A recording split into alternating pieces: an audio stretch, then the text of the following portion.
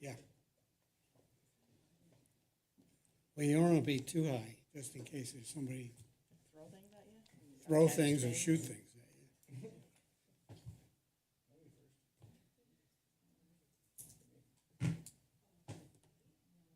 I got to feel my first earthquake last year in California, Ojai. And it was enough to where everything was rattling. And Dishes on the wall, like they show on the nothing fell, but yeah, there was a bar over there, and everything was just.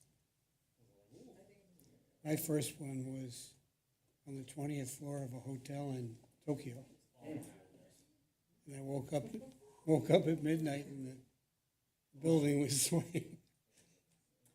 I was at a board meeting in Bogota, Colombia, 6.8 hit, first and only earthquake. And I just remember the CEO going, everybody under the table, and I'm like, this is interesting. We don't practice those drills. I took a selfie of all of us under the table. Did I see the new website when I opened it up this morning? Did I see the new website? Yeah. It looks really nice. It's very mobile friendly too, which is nice. Yes, yes. I haven't checked it on that yet, but. Yeah, we don't have it right now. Yeah, it looks incredible. I liked it too, I was out there meeting. But also take some of that. I was just getting used to the older one, actually. I know. See, Well, you the gotta good keep news changing is, it. the new one has a better, like, frequently used links on the main page. So it should be more accessible for most people. Hopefully. There will still be accessible. There will always be somebody who had their way of doing it and now we've screwed it up, but. You can't. But I will say, my goal is always, is it better than the university website? And it is, so there we go. I used to work for an admissions office and we used to joke that the Venn diagram of what you want what you're looking for when you go to a university webpage, and what you can actually find when you're going to a university webpage only overlap at the name of the university.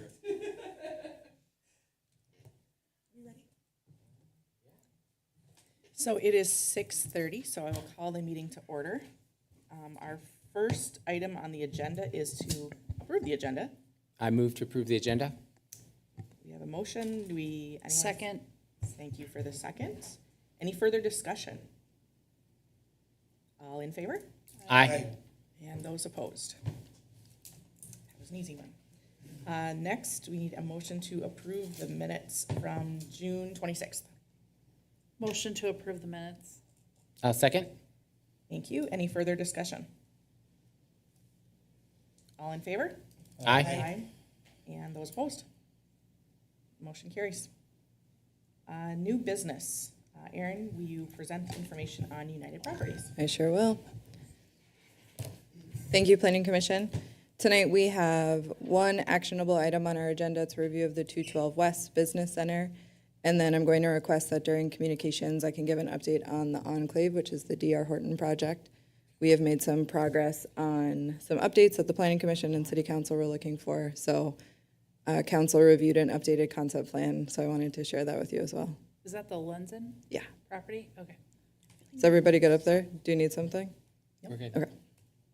All right, so getting started on the JCP Holdings United Properties 212 West Business Center. For some context and location of where we're located, we are near Lakeview. I went to the State Fair today, so if my voice sounds weird or if it sounds, my mouth sounds dry, it's because it is. So just know my sodium intake was high this morning. Okay, so where we are located near Lakeview Industries and Fleet Farm.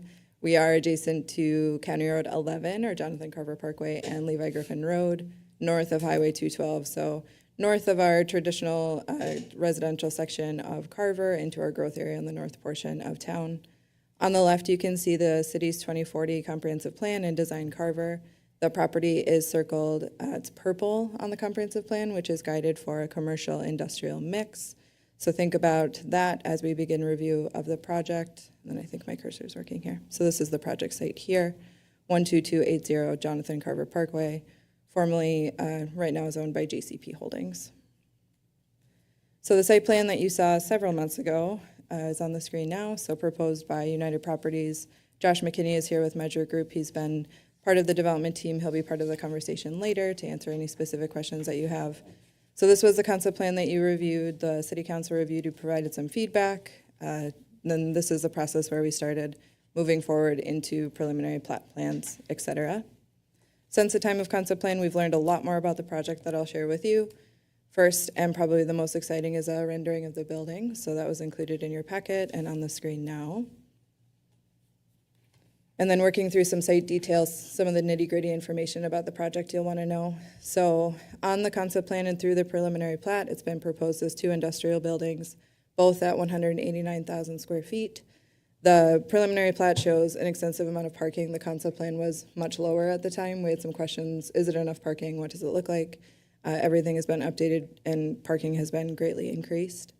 The space in the buildings will include high ceilings, space for demising for multiple employers, flexible site layout, and parking areas.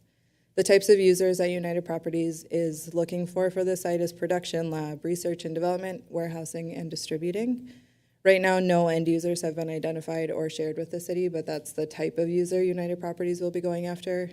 Connor McCarthy with United Properties has also let us know it's pretty typical that they build the space before the space they need, make the space work for them. So this process is not atypical for them.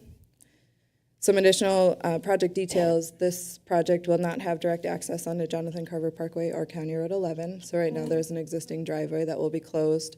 No access will be from County Road 11. There will be direct access from Levi Griffin Road, that is not a drive, Levi Griffin Road and Commerce Drive, which is the street that was constructed for Lakeview Industries. And this project triggers the need for a signal at Levi Griffin Road and Commerce Drive.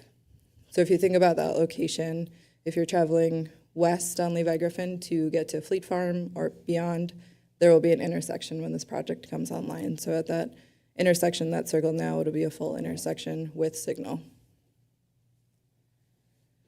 So the requests that are before the Planning Commission tonight, the first is rezoning. So as you know, as a Planning Commission, anytime a project is annexed into the city, the default zoning is agriculture. That's not unique to this project. It's part of our orderly annexation agreement. So right now the project has been annexed into the city, but the default zoning continues to be ag until the Planning Commission and City Council act on their request. So the request tonight is to rezone the property to our industrial zoning district, and then I've listed the uses from that district on the screen now. So you'll see 1 through 4 are similar uses to what United Properties is proposing on the site. So thinking about manufacturing, fabricating, warehousing, scientific research, office and admin facilities. So that's all within the industrial district in our city code, so matching the project to that rezoning request.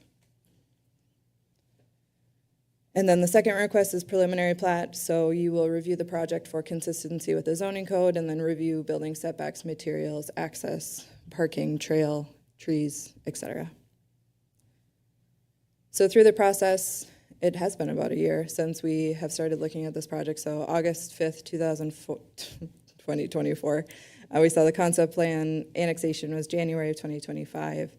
Something that we've talked about a little bit here, but the Planning Commission is not tasked with reviewing, is an environmental assessment worksheet. I have some information about that in an upcoming slide. And then the Planning Commission most recently did a review of the project to compliance with a comprehensive plan for a TIF application. Again, the Planning Commission is not tasked with reviewing that TIF application. You are just tasked with reviewing the project to the comprehensive plan. So that was your most recent review. And then through the process, there have been some behind-the-scenes things that have happened. They happen in every project. The amount of times we go back and forth with the developer, get some more detail. But a big one that occurred on this site was building demolition and then soil remediation.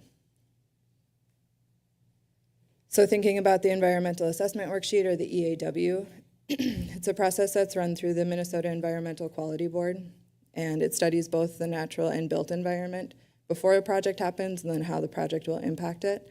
So it thinks about animal species that are on the site, light pollution, sound, traffic, etc. The EAW is drafted by the developer. Staff reviews it. Usually we go back and forth a couple times to say, we don't understand this part. What did you mean? Here's some more information. And then once staff is comfortable with their review, it's reviewed by outside agencies. So the EAW is sent to a whole host of groups. Some of note would be the Environmental Quality Board, the Department of Ag, Department of Commerce, Department of Health, Pollution Control Agency, the EPA, Army Corps of Engineers, et cetera. So that group has 30 days to comment on an EAW to give questions, feedback, critical thinking about things on the site that we might not know or understand. As part of the EAW, the comments have to be reviewed and we have to draft responses. So we can't just say, got your comments, we're not going to think about them anymore. We have to fully address them to be able to say, yes, we know that to be true. This is how we're thinking about it. This is how we're mitigating X, Y, Z. So the city council was then asked to determine if an environmental impact statement or an EIS would be required for this project. So an EAW is the first step in environmental review, and that's the determination of if an EIS is required. An EIS is a lengthy process that is required if the EAW brings up something that needs to be further studied. So through the review of the EAW, the comment period, staff review, council review, the Carver City Council determined that an EAW was not required for this project. So the EAW generally came back with some things that we knew, some concerns about traffic was one of the big ones with the county, but beyond that, there were no direct impacts of this project to the built or natural environment that would cause an EIS to be required. So the City Council completed that review. EAW goes back out as being completed. Part two of site cleanup that we've been thinking about at a staff level, some community level, and then the development team. Through demolition of the single-family home, there was some site remediation that was required. I shouldn't say some.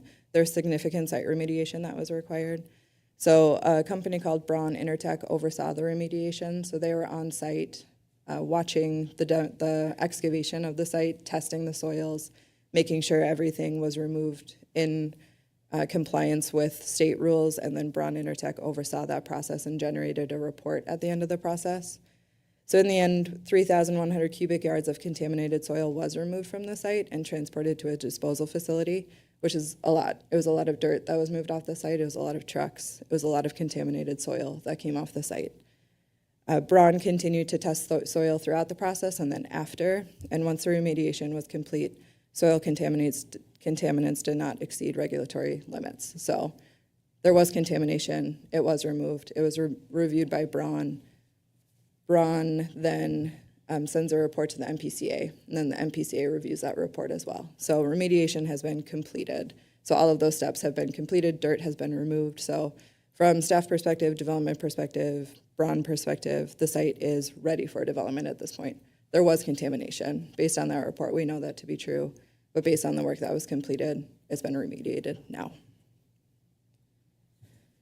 I don't know Was if, it the fuel oil? Is that what it was? yes, the fuel tank under the home that was used to heat the home was the primary source of it. I don't know if this is a good joke or if this is just that I ate really strange foods today, but I was going to do project review highlights, but these were some of our low points with the development team. So the things that we struggled with, thought a lot about, went back and forth on a lot. So 2 things of note for the Planning Commission specifically. I'll talk about them in a couple slides. Trail along the property adjacent to County Road 11, and then landscaping, tree removal, and replacement. So the tricky part about installing a trail that's usable in this space is that you can see that Jonathan Carver Parkway in this stretch. So this is going north to Victoria. The Levi Griffin 11 intersection would be right behind you in this picture. You can see it's not improved, so there's not a curb gutter system. So water from the street goes into that ditch, which makes it hard to put a trail there. It's significantly lower than the road. It's significantly lower than the project location, and water travels through that ditch right now. So we thought about it creatively. We frankly thought some pretty silly ideas about trail location, but ultimately this was not a feasible location where we typically would install a trail along the right-of-way due to the ditch condition. We also thought about when Jonathan Carver Parkway would be improved. Could we wait and require that the trail go in then when curb and gutter is installed, so water then would move under the street instead of in this ditch? But the county doesn't have a super solid timeline of when that would occur, so we didn't want to have something north develop, have a trail section, and then have this remaining gap where we're waiting for the county to improve County Road 11 to get that one trail segment back in. So that was There's a trail on the other side of the road. correct. It's in Chaska, Oh, which is fine, and we could use that trail. Like, there's nothing against Chaska's trails.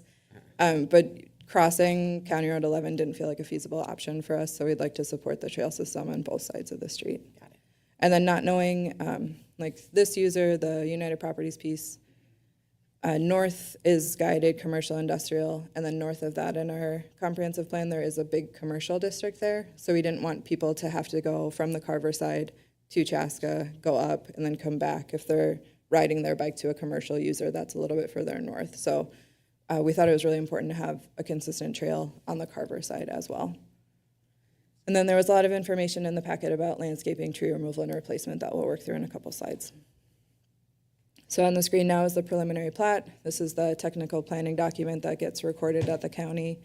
Highlights of it is that it memorializes drainage and utility easements for the city primarily. So we think about access into the site. I'm going to go back and talk about that a little bit. So full access will obviously be at Commerce Drive and Levi Griffin Road. And then there is a slip right here on Levi Griffin. So cars will be able to access the site directly in, not coming out. So there's an access here as well as a full access at Commerce Drive. So thinking about that for site access. Preliminary plat is a lot of like pretty technical planning information. It doesn't give you a ton of information about the details that you likely care about as planning commissioners and residents, but this is the formal planning document that gets recorded, memorializes some things for us that we need for zoning, drainage and utility easements, access, et cetera. So Erin, it's got the old driveway Correct.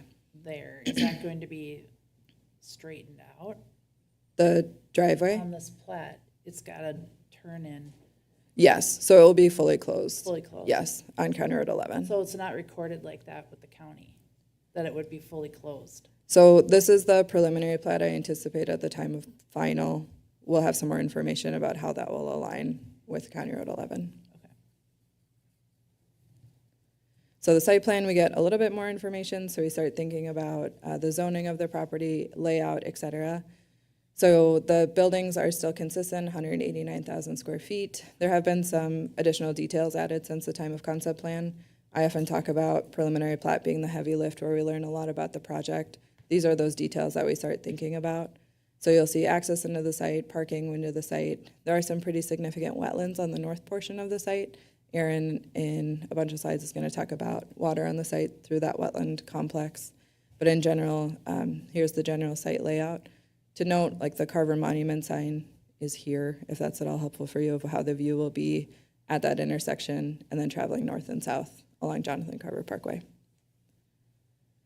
So as part of our hefty trail discussion, the building between the first submittal and the submittal that we're looking at tonight has been shifted about 18 feet west to be able to accommodate a trail that is closer to the building out of that gutter system, ditch system, not gutter system, ditch system. So my arrows there are indicating that the building is moving west to allow for the trail to travel along Jonathan Carver Parkway, dashed in red. So there was a removal of some parking on the west side, buildings will shift. All of that happened internally through staff and developer review. So if you're thinking like, I don't remember what that looked like on the plan, it was just version 1 for us versus the version that you're seeing tonight. So you'll see that that trail pops around the monument sign on some existing sidewalk that's there. And then it's an 8-foot trail traveling north up to Victoria along our growth area. So that's in essence just shifting it, making space so when the trail comes someday.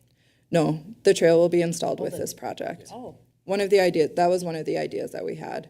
Could we wait until County Road 11 was improved and then we require the developer to come back and make that, to fill that gap? But just based on timing, how development might work, we found it really important to fill that gap now instead of waiting for a future project to happen at the county level. so then any future projects happening to the north of this the developers will be required to continue the path? Correct. Okay. So it ends at the end of the building. Nope, it goes all the way up the property line. Okay. Is there a sidewalk on the Commerce Trail side as well too, or No, there is not. or Commerce Drive? Sorry. There is on the south side. And then we talked a little bit about future, like what it would look like moving throughout this site. We're anticipating right now that Commerce will travel north-south on the site and then up into the Wickenhauser piece and potentially be a cul-de-sac. So at that point, we didn't feel like trail was appropriate for such a short stretch of the street. So moving it to the County Road 11 section, JCP was important for us at a staff level. And then thinking about this site, there are a lot of trees on it, which was interesting to navigate since we typically are dealing with cornfields that are developing. So we knew about some of this old growth forest with the Commerce Drive project. If you'll look really closely at the Commerce Drive version that's on the plan right now, you can see there's a little jog in the street. We had to move out of this property to preserve some of those old oak trees that are in the corner of that property. So through review of Commerce Drive, we knew some information about landscaping on this property, the trees that were existing, how it might work. I'll also just say in general, industrial projects take up more space. They're bigger buildings, more people are visiting, more parking is required. So there has been a lot of discussion at a staff level and then with the development team about how we can adequately do justice to the site for the amount of trees that were there with the amount of space that an industrial project has. So right on the screen right now is the tree removal. So all the areas in red are obviously proposed for removal. And then you'll see I blew up the calculation that's on the right side of the screen down on the bottom. So you'll work through the amount of trees that were on the site. Our city code allows for 60% removal of all total trees on site. And you can see that the proposed removal is above that 60% threshold. So we were thinking about a deficit of about 2,792 caliper inches of trees, which is a weird measurement to think in, caliper inches instead of just a round number. So we got pretty creative with the development team. We've gone back and forth a couple times about increased landscaping on the site. So on the screen now, you'll see a really robust landscape plan that I would say is atypical for an industrial project, just based on the amount of space that's available for the development team to work towards that number that they needed to replace. In the end, there is not enough space for the replacement that's required, so staff and the development team have come up with a shared calculation of how the city can recoup the caliper inches lost on that site. So in total, I think this number is going to increase by the time it comes back to you again for final plat, but it's around $11,000 right now that the city can use specifically for tree planting or tree remediation. So something that we're starting to grapple with is emerald ash borer and its effect on city trees, which is a really significant cost to the city to have to remove and then replant trees. So we're already thinking about a couple projects where we could use this excess money from this site to remove diseased trees throughout town and then replace them. Like all of the trees along the shelter and community park are likely going to die in the next couple of years, and that's a really significant shade area for the park, the shelter.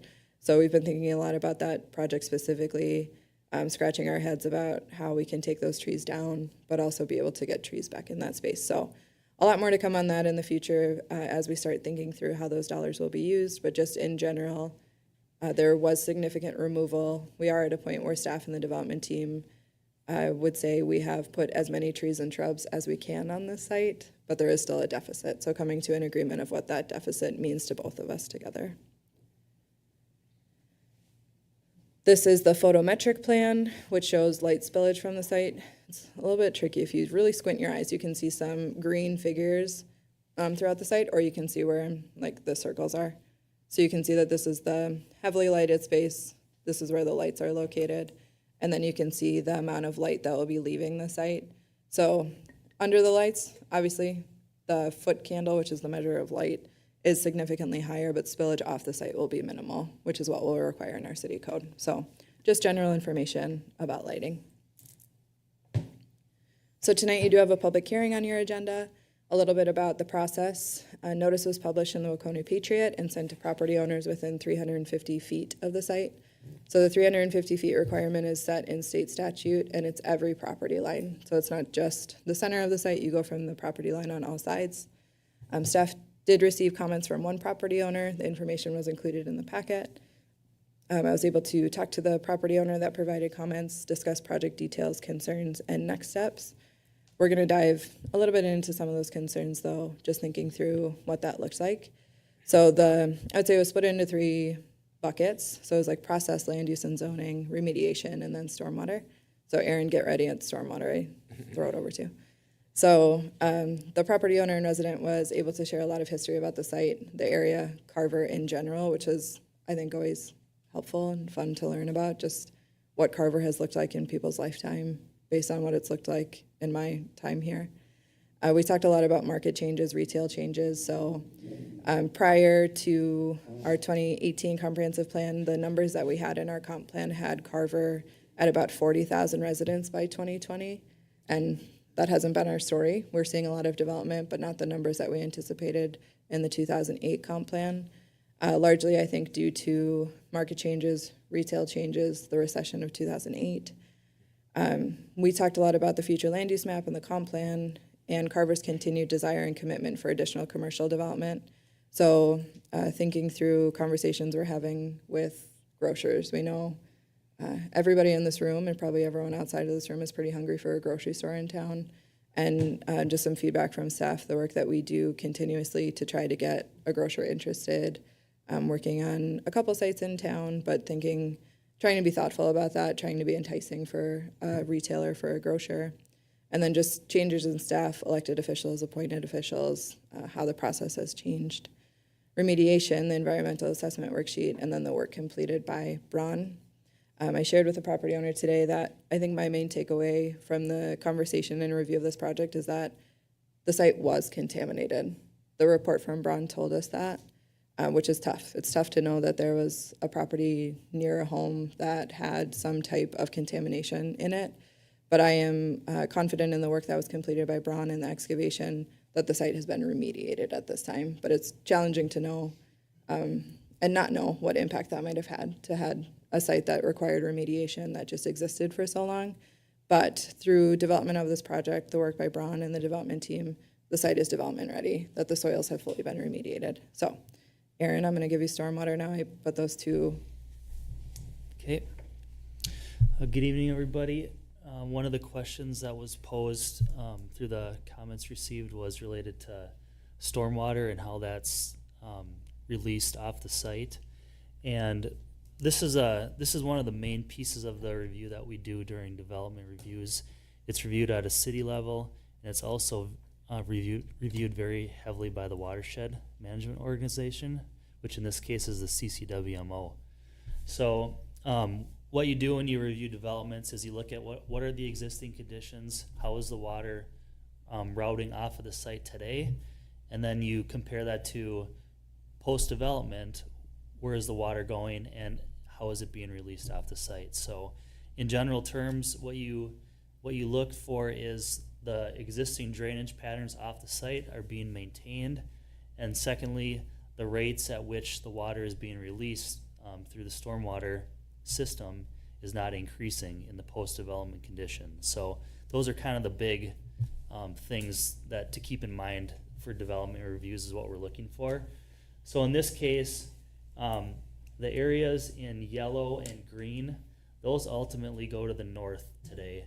They're routed to the ditch along Jonathan Carver Parkway, and there's a very large wetland complex to the north where all that stormwater makes its way ultimately, and then ultimately down to Chaska Creek and to the Minnesota River. So that takes care of over half of the site is all going that way today. The piece in blue, as you see in the bottom right, that gets routed off-site through a cross culvert under Levi Griffin Road, and that all goes south directly down to the 212 system where it's captured and taken through different systems in that direction. And then the piece in red, which I'm highlighting here, about a quarter of the site, that actually goes west today. That goes under Commerce Drive. It goes through the ponding systems that were constructed as part of the Lakeview Industries project. And then that water actually is routed to the south, to the stub of Commerce Drive by the gas station for Fleet Farm, and is discharged off-site at the end of that stub street, which is routed through a drainage ditch, and it makes its way to 212 in that direction. So that's just kind of the general routing of how things are going today. And then in the proposed condition, the routing is matched very closely to what it is today. So the yellow and green still go to the north to that large wetland complex. The area in blue is still going to that cross culvert under Levi Griffin Road. And then that 7.5 acres is going to the west and then ultimately to the south to the system on the south side of Commerce Drive. So related to rate control, as I mentioned before, the water can't leave the site faster than what it does today. And as you can see here, we look at three storm events: the 2-year rainfall, the 10-year rainfall, and the 100-year rainfall events. So 2, 4, and 7 inches, round numbers, that's about what it is. And you can see here that there's actually a considerable amount of reduction in rate leaving the site in all rain events, upwards of 50%. So that's a really good thing. So that's all very good. There's other things that we look for between the city and the watershed district. They have to provide water quality. So basically you're removing phosphorus and suspended solids from the water before it can leave the site. So that's done by means of the ponding systems that they construct as part of the development. And then lastly, total volume leaving the site is looked at, and there's rules for that as well. It's for basically you take the impervious surface and whatever's new impervious surface created on the site, you take that times 1 inch, and that is the volume of water that is supposed to be controlled from a volume perspective on the site. In this situation and in many situations, I'd say the majority of situations in Carver County, this is what we'd be considering a constrained site because of the soil classification. So when you have clay soils, you can't infiltrate water into the ground. So that rule is reduced dramatically to a 1/2 inch. And basically what you do is for that 1/2 inch of rain, you filtrate that through a filtration basin on the site. And then, so that basically captures that water, it filters it out, it gets the solids and the phosphorus out of the water, and then it's ultimately still released off the site through underground drain tiles that hook back into the storm sewer. But in all situations, this development is proposed to meet those rules that are dictated by both the city and Carver County. So I have no concerns with what they're proposing right now, and just thought we should kind of give the commission an overview, just so you can kind of know that too going forward with the things that we look at. So When you talk about a rain event, is it 2 inches in an hour? it's a 24-hour distribution. 24-hour. Yep. So, like for example, like I said, the 100-year is about 7.2 inches in a 24-hour distribution. So, obviously there's a large increase in impervious surface compared to a small house versus, 200,000 square feet of building and plus, sidewalk and asphalt, right? So what is the main method? Is that the retention ponds and then the depth, right? So again, more impervious surface, so we have to hold the water for, like it has to, right? So there's presumably a specified rate it drains out of the pond, right? So as the more impervious, the ponds are just deeper or bigger, or a combination to kind of keep that, outflow, like you said, consistent, right? How is that accomplished, right, in general? So the ponds in general, their size, so there's a volume that it can initially keep, before the water even would get up to the outlet elevation. And then what we design, or what developers design a lot of times, is there's an outlet control structure on like the downstream end of the pond. So there's a pipe that goes out, but there's also like a manhole, and it can control the rate at which the water can physically like push out of the pipe, like off site. A lot of times we'll put like a weir wall in the structure with like a smaller diameter hole, and it basically throttles how fast the water can leave the site. Gotcha. So basically the output pipe is higher than the input pipe, right? So the input pipe fills with the water. As the water gets higher, it eventually hits it starts to that, let it drain to drain out. Okay, that makes sense. And then these calculations are all set by the Carver County Water Management Agency and other, right? This is not the city, so even if we wanted to exempt it, we couldn't, right? We have to get it Yeah. approved by an independent agency, right? And, Correct. And the CCWMO is very involved in development Okay. reviews, so they actually have their own calculation, like, program that they use to help developers or anyone else, like, with, like, the water quality calculations and everything. And that's what they expect to see when they review the plan. So they have to follow basically every step by step and submit the necessary information that they're comfortable with approving a plan for development.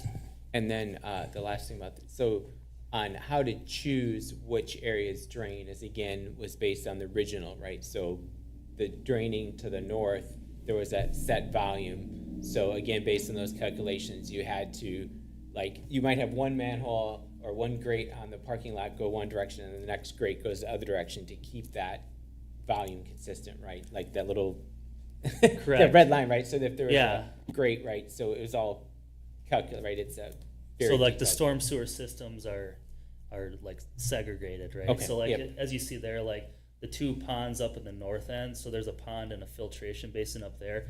That treats all the water going that That way. way. And then the stuff Gotcha. that's on the west side treats the water that's going out to the, Okay, to the west and the south, so. okay, Yep. that's all I had. How does this affect the property to the north? That's not yet there. I think that's north. The property to the north, so everything in the yellow, that drains directly to the ditch that's on Jonathan Carver Parkway. And then the stuff in the green is that large wetland complex that's right on the east side of Commerce Drive today. And that wetland overflows, there's a ditch system that goes back out to the Jonathan Carver Parkway ditch, and it meets together, and then it goes to the north. Okay. So as it continues to get developed, it'll have to be addressed. Every developer will have this plan. Yep, it'll Keep pushing the water. keep, yep, the system will keep advancing as Yeah. as development advances, and they'll need to meet the existing condition, and it all just kind of, But you're not Goes- taking this, whatever doesn't drain here, and pushing it to the next person, and then pushing it to the next person, and at the end, you run out of space with the water. no. That's for the guy on the south side. The CCWMO rules don't allow for that to happen. Okay. So you have to independently be able to handle your own water. Okay. So United Properties can't give their water to somebody else? They could through a system, so like as water moves off the site, but they can't just say it's gonna drain somewhere. Okay.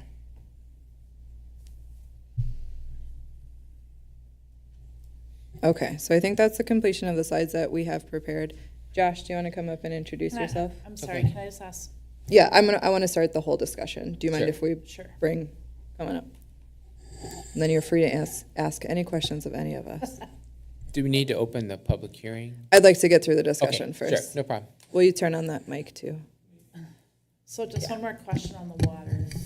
The prior was 7.7 acres in red. This new one is 7.5. But is there more or less potential water flow in those acreage, in that acreage? Does that make sense? Potential water flow. Do Like, you will the mean like, volume of water, is the volume of water calculated higher at 7.7 acres versus 7.5? no, there's gonna be more volume because just due to the nature of the, like, impervious surface that's created. So that's just how it works when you have more impervious. But the rates can increase. So once it's going off the site, that's like the cutoff line. So that's why you have like rate control built into your ponding system. So you have to deal with it on the site, and then when it leaves, it has to be controlled. Got it. Thank you. What was that? Sure. My name is Josh McKinney with Measure Group. I'm a consultant for United Properties. Thank you so much for having me here today. And we're excited to kind of talk about this project. I think the staff did a phenomenal job of explaining the intricacies of the project. I know we were here about a year ago. I've actually been working on this site with United Properties since spring of 2024, and kind of walking through many iterations of a site plan. And it just struck me tonight how close actually our final site plan here kind of matches kind of what we're looking at from a conceptual level too. And so I think, the couple of the concerns that we've heard, I think they're valid, right? I mean, I would, if I were lived adjacent, I would want to understand the kind of the finer points of the project as well. I am not the geologist that wrote the report relative to with Braun, but I think the 480-page report does a nice job detailing kind of the level of complexity that we went through to ensure that the site was cleaned up in advance of this development.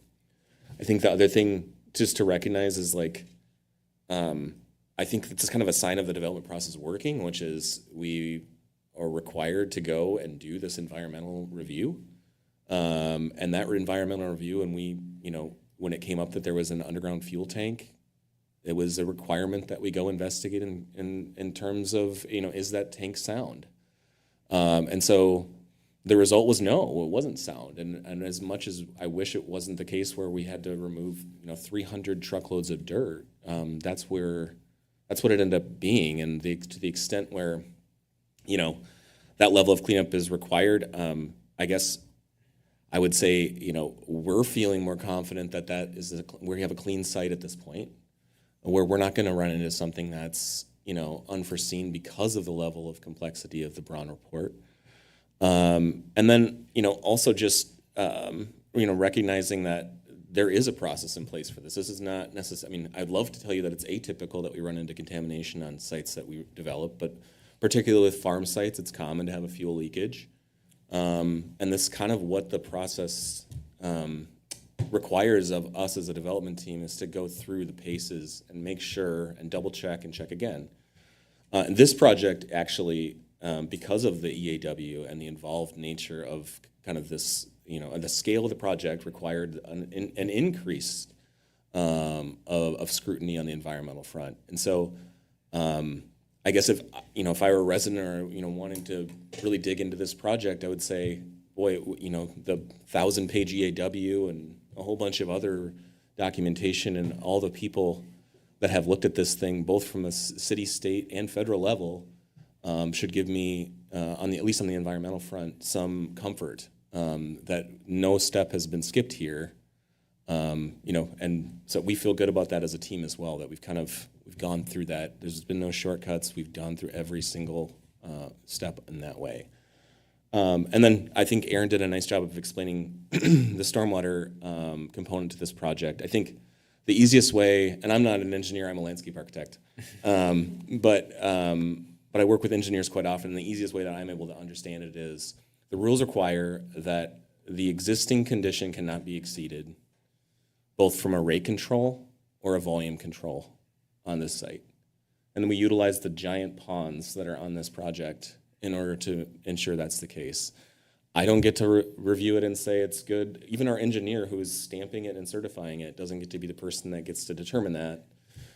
Erin and his staff get to look at it. The Watershed Management Organization has to look at that. And those people are bound by the state and federal laws that establish these requirements. And so it's not, there's many kind of steps through that process. The other piece, I think Erin did a nice job of kind of articulating kind of collaboration on knowing that we need a trail here, we wanted a trail here, and it was more of hey, what can we do to make this happen? And shifting some parking around, and that felt like a good compromise for this site related to, I understand the city of Carver is looking for a trail.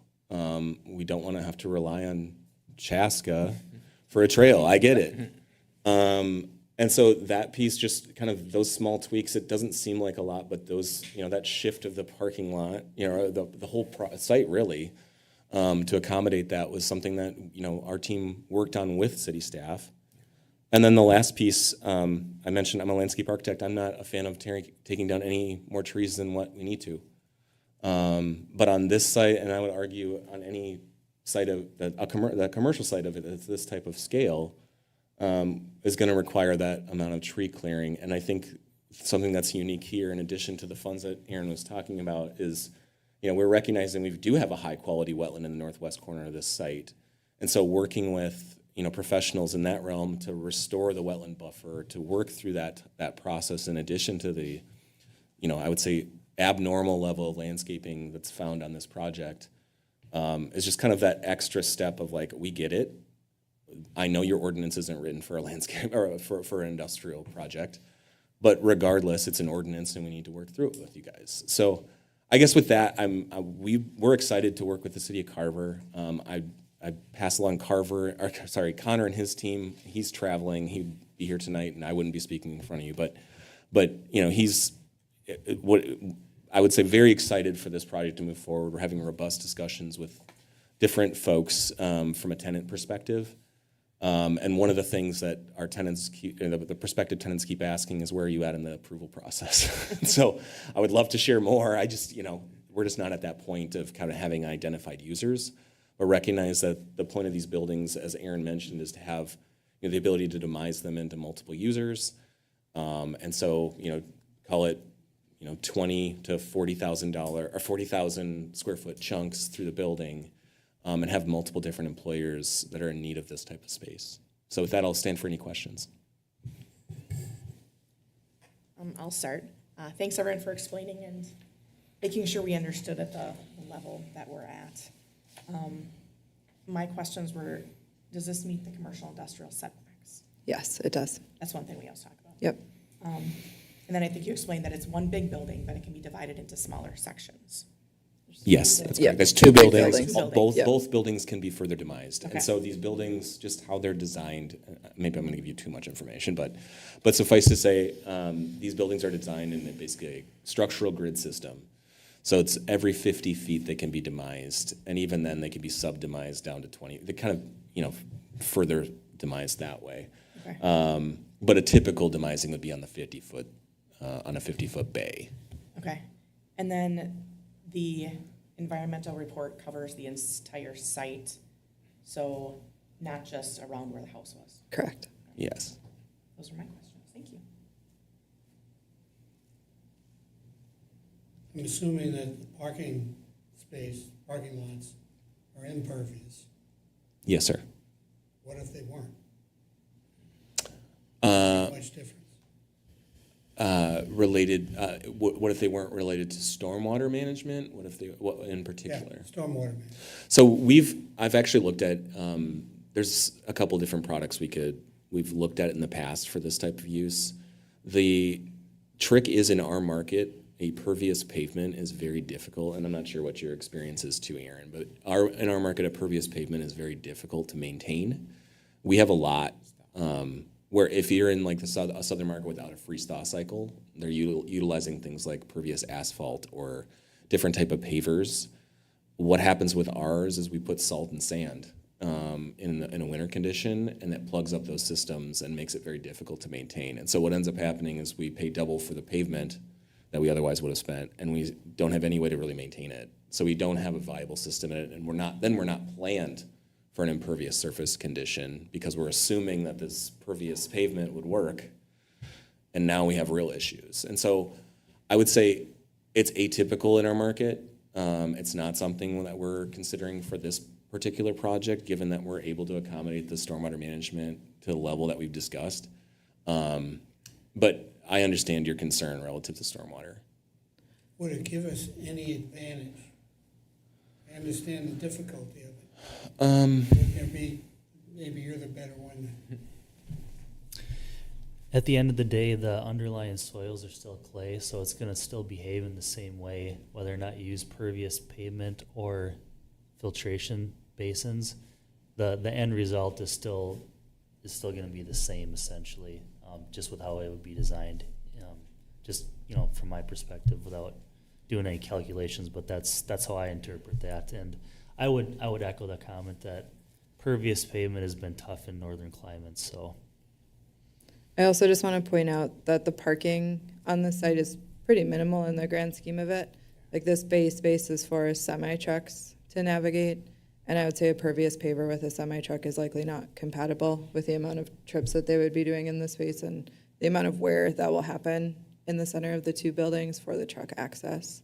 So I love the idea. I wish we could explore it further. I wish it could work well in Minnesota. And maybe it could on a residential level, but on this application, I would say it's not an option.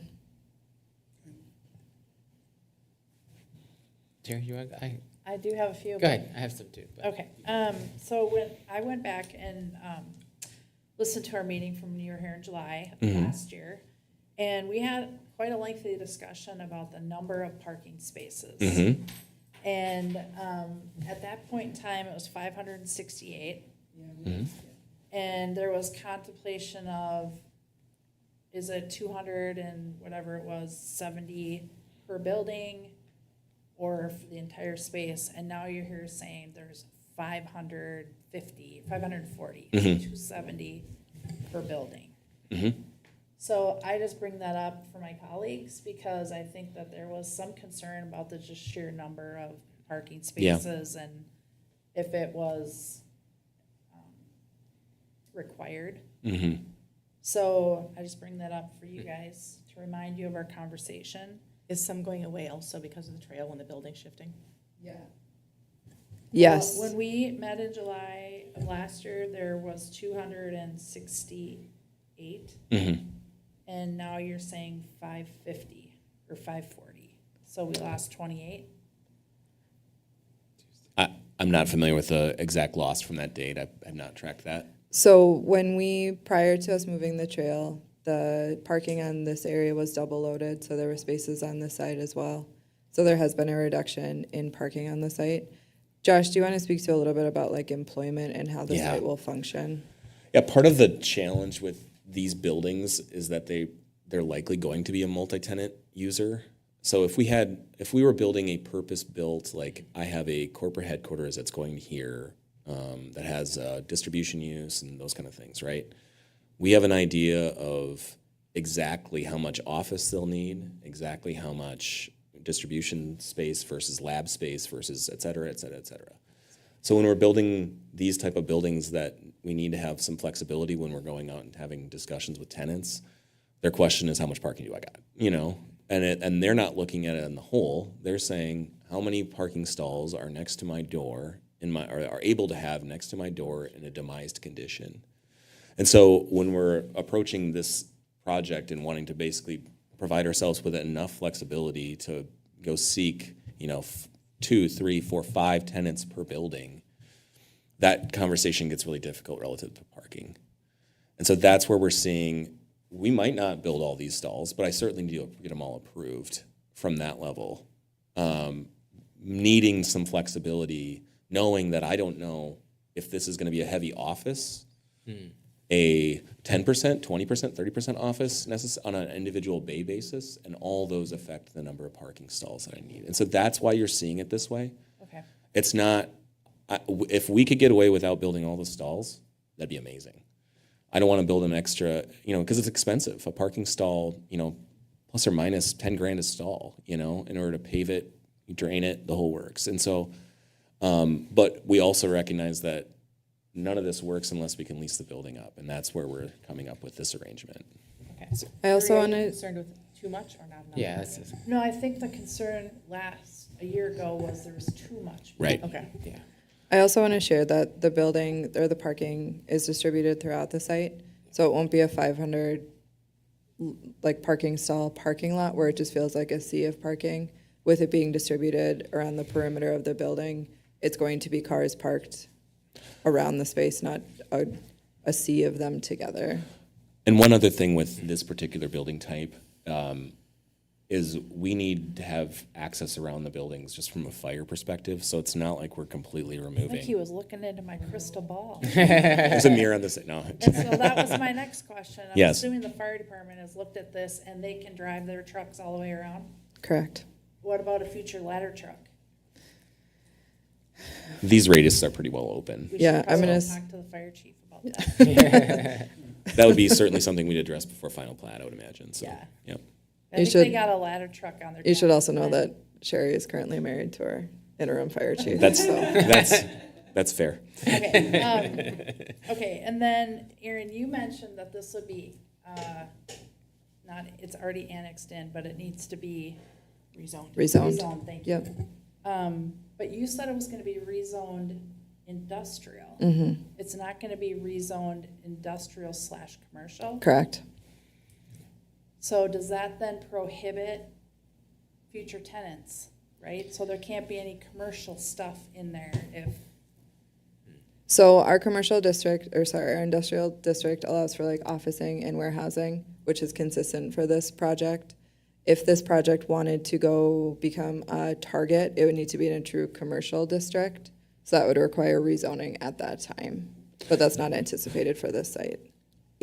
Is your question, could a commercial type user be located Correct. within this building? yeah. Do you want to go for that one? Well, you can please tell me your ordinance. So it wouldn't be like a traditional store. Right. Someone would be able to come up and probably pick up an order if it's a fabrication space, but it wouldn't be a place where you're going to shop for a product that is stocked in the space. So it couldn't be a furniture wholesaler. I would say wholesaling leans more industrial than commercial. Like it could be a wholesaler, but not a slumberland. Yeah. So if it was originally zoned commercial industrial and we're supposed to follow our comp plan, Guided. why are we not following it? Because we don't have a district that's commercial industrial right now. We have to choose one or the other. Now, every tenant, if they were using hazardous chemicals, would have to get a separate review. Correct. Yes. And I'll also say that at the time, like if tenants move in and they're there for a couple of years, what happens when it changes? Like, how does the city know what's happening in the space? So we have a change of use process that requires any end user to go through the Met Council SAC determination, the sewer availability charge. So if it goes from an office user with 5 people in it that doesn't generate a lot of sewer to something that's a heavy water producer, a SAC determination would need to be done, a change of use would need to be done. I know that there can be concerns like the city approved it and then it kind of turns into the Wild West that we're not tracking who's there, anyone can move in. But through the change of use and then the SAC determination, we're able to track who the end users are. We can also apply our parking ordinance then. So to make sure that we're still consistent with the amount of spaces that are needed for different types of users in our parking ordinance, that application can be made to the building. Got it. Okay, so this will be rezoned industrial, light pink. Purple, light yeah, purple. but yes. So similar to Lakeview. Okay, and then my only other comment was, we talked about landscaping and my concern that when you're driving on JCP and you can see down the thoroughfare between the buildings, Yes. okay? And it looks like there's good landscaping there, but if it's trees, it isn't gonna block that line of sight, right? Cause the trees will be higher. So I don't know if there's a. Those trees in that particular location are conifers, so they would be, They're gonna basically be blocked. blocking it. That's the intent, yep. Yeah, that, I just wanna make sure visually it's got a nice appearance when you're driving. Not like, And, welcome to our loading dock. yeah, looking down that long alley. Understood. It's gonna be monstrous buildings. Yep, understood. So we thought about that That relative to the needs type to of be- trees we're using there, yeah. Yeah, it needs to be heavily blocked, so we're not looking at that. I also believe that this site's gonna sit higher than the road too, so you're not gonna have it's not gonna be you looking down over a sea. I think that site's gonna sit higher, and so it's not gonna be a direct line. And even more reason why these conifers would be effective, because the bulk of that plant material is gonna be at eye level or above. The building pads sit about, right now as shown, about 8 feet higher than the road.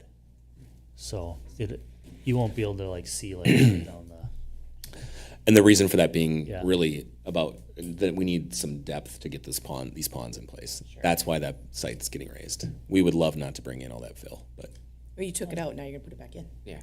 what's that? You took it out, now you Yeah. have to put it back in. Yeah, that's right. Different bill. Better fit. Just different fill. I wish it was the same. Yeah. Yeah, that's my last comment, is just making sure that we're not looking down a semi alleyway there. You got it. Yep. Anything for you, Lincoln? No. Okay, Reed? Okay, Erin, what was the initial trigger for the environmental assessment? Was it just the property area, right? Anything over a certain acreage or So is the building size. proposed square foot? Okay. So state statute has trigger for residential, commercial, industrial projects. So this project tipped over the square footage that said it was mandatory. A city or a local government agency can require a voluntary EAW where you work through that process even for a project that's smaller. But this project specifically triggered one on its own that it was mandatory, yep. Okay, and then I don't know if this is Erin or, so when we talk about soil remediation, my thinking is the general idea is you test the soil, find it's contaminated, start digging, test it again, Yep. check, and as long as you find contamination, you basically Keep digging. right? So dig vertically and horizontally, I presume, right? So when you finished out the soil sampling, you know, whatever the area where that tank was, you basically started digging. Keep going. As far until you measured or until the engineering samples came back, no detectable contamination relative to, you know, the baseline or whatever, right? So That's correct. as far as anyone can test, there's, you know. That's what we understand the Brown Okay. report to say. Yep. That's always exactly my that impression process. as well. Just And- start digging until you don't find it. Okay. And the other thing too, just to recognize, is that process in order to, like, where that soil goes is highly regulated. absolutely. How they move that soil is highly regulated. Like, that whole process has, you know, designations from the MPCA and how that actually occurs. Okay. And then, you know, adding the significant landscaping, I assume, does the city require sprinkler systems, or who would be maintaining the landscapes? Presumably, the buildings would be owned by a larger company organization that would manage, you know, the landscaping and snow plowing and that stuff, right? Is there? I went opposite. I was thinking you meant fire suppression, but you're talking irrigation. Yeah, irrigation. Well, Yes. Yeah. We will be using irrigation here, yes. Okay, excellent. And it will be, to your point, the buildings will be owned and maintained by one entity, so it's not like you're gonna have, like, you know, whatever the demising is, Yeah, where the okay. maintenance occurs, it's gonna be Right. one entity. Yes. Okay, exactly. A whole site-wide. Yes. Okay, excellent. And then, I guess my only concern about potential tenants would be, like, I don't know, a large, not Amazon, but a large distribution. Does the city have a limit on number of, like, overhead doors or bays per square foot or anything and that kind of, or is it No, not in this district. not in this district? Okay. I can Go ahead. maybe address your concern, is one of the things that we studied within the EAW was an assumed amount of trips. Okay. So if we're drastically departing from the EAW, we would have to restudy that. Restudy it, okay. So basically, we're incentivized to stay within the boundary of what we committed to within the EAW. Okay, and then again, your experience as a developer predict this is, you know, whatever traffic, like some percentage office, some percentage warehouse. Bingo. Manufacturing, and again, a user might do officing, manufacturing, and warehousing Yeah. in the same thing. But that's fine, that makes sense. And how just again, like, I'm just, because I understand your concern, I Yeah. think, is, so when we're doing traffic studies for anything, but particularly when the EAW, is we have to stress test all of it, right? Okay. So it's, yeah, we're gonna make an assumption that it's, you know, let's call it 15% office across these buildings. But then you basically are looking at kind of mean, median mode of those Right, kind of, right. what the traffic generation would be on all of that. And then, I believe on this one, actually, you know, because it triggered a signal, then we had to go through signal warrants on this kind of thing. And so those assumptions are heavily baked into what we're allowed to accomplish with this site. Okay. Okay, and then what's a microbrewery classified in our code? Would that be a? I would industrial? say production of it, yes. Okay. It's like a tap room, no. Okay. I'm just curious. Yeah. If this planning commission and council would like to have more uses allowed within an industrial Yeah. facility, we would welcome it, I think, so. Okay. Yeah, that's all I had. Thanks. And we can't zone Can you this variance industrial that? commercial? We don't. So we don't have that district established. That's through the code that we're doing. So we don't have, we have a commercial, we have freeway commercial, we have central business district, and then we have an industrial district. So this project most closely aligns with our industrial district in that commercial industrial mix. So for future, when we're redoing that book, we should create one? Which book? Whatever you were code. saying, the code. Yes, yeah. That's what we're working on. That's our code work that we've been doing for 100 years. Yes.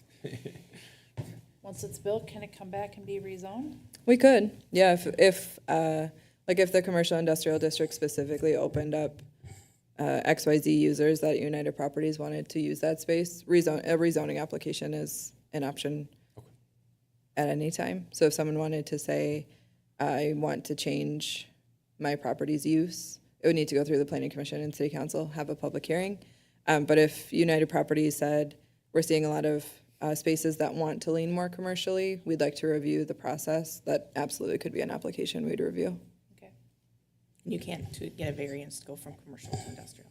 It wouldn't be a variance, it'd be a rezone. Rezoning. Yep, I had another- Once we create that. yeah, someday, when I get to that on my list. With the removal of all the trees Mm-hmm. in our ordinance, is it the ordinance the same regardless of what it is zoned or going to be zoned? The 60% threshold holds true across the districts, yes. Okay. Great questions for our discussion. I'm thinking I should maybe open the public hearing. Yeah, I just wanted to get through some of that Okay. before, in case some questions were answered, so. Is there something I'm supposed to read about a public hearing? The public hearing is now open. Yeah, that's good. Anyone Second. who wants to present can come and state their name. That worked, that was totally fine. Okay. That works. Don't go, Excuse me. don't go too far in case you have to answer the question. You're waiting for your turn. And as excited as Josh is about the project, I'm kind of on the opposite side of that, so. Will you make sure you turn on that microphone with the green light? There's a Name button. and address for, Just gently touch right above the yellow button. There you go.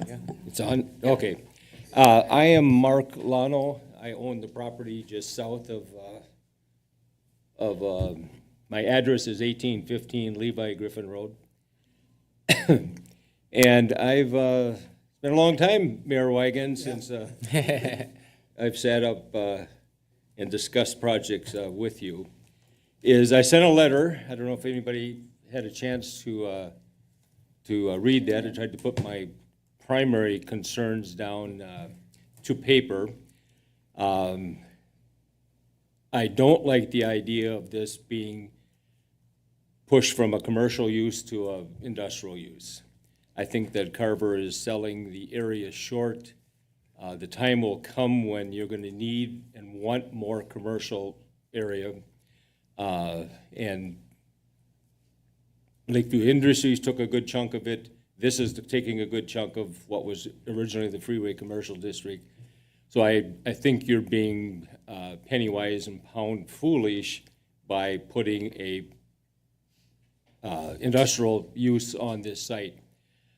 All my neighbors are asking for grocery stores, exercise places, restaurants. Nobody's asking for warehouses. Warehouses usually would be tucked away someplace where they're not seen. You don't have to worry about the sight line of down and so forth, because you put those where people don't want to see them.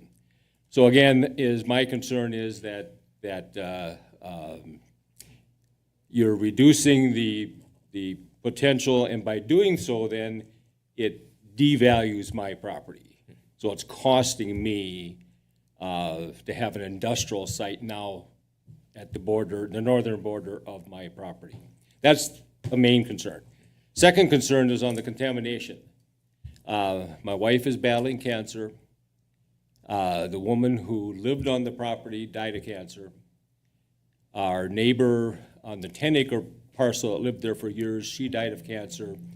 And one of our neighbors straight across in the Chaska part of it is also suffering from cancer. So my wife is concerned, is that, oh my gosh, is it the water, is the contamination, is that what has driven this small core of women right there that are suffering from this horrible disease? So the report was wonderful, but it was long, is to try and read through the entire report on it. The thing I guess I didn't see was a lot of analysis of the water.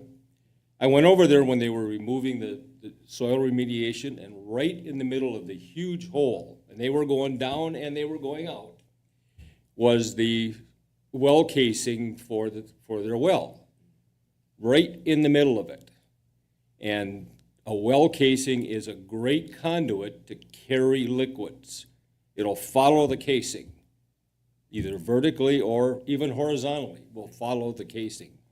So has this fuel contamination gotten down into the water table, and that has affected, all of us are on wells, the four properties, and thus would that be the end result is why these people are suffering from cancer. So again, my wife is dealing with that, and that's a big concern for me with what we were seeing on the property over there. And then the last thing on the water, stormwater, is 212 MnDOT built a new freeway across my property. They retained my field tile lines, the 6-inch diameter tile that went under my property at the time and helped drain the farm field. And when they built the highway, I made sure that that was kept intact so that the highway didn't essentially block the water from flowing off of my property. Well, that tile system was large enough to handle my property. So Fleet Farm built. So now they put retention ponds in. And the retention ponds weren't going to be a big problem. And the analogy I use when we talk about the way the retention ponds are dealt with today is that, and you talk about the same, the water that fell on the property is no more water can run off of it than historically. Well, take 2 6-foot ladders, step ladders, put a 5-gallon pail of water on top of each one, fill it full of water. Stand under one of them, take the 5-gallon pail and dump it on you. You're soaking wet, but the bucket was empty almost immediately. And you start drying out a minute later. Take the other bucket and drill a 5/16 hole in it. Same amount of water, but now you've got that stream of water that's running on top of your head. When are you going to dry out? Never. And that's what's happening. So the Fleet Farm pond has I call it leakage, constantly running out of the retention pond, running onto my property. When it's relatively dry, and if you have a dry spring, the tile system on my property can handle that. But you get a wet spring, and my water and that water can't handle it. Lakeview Industries built.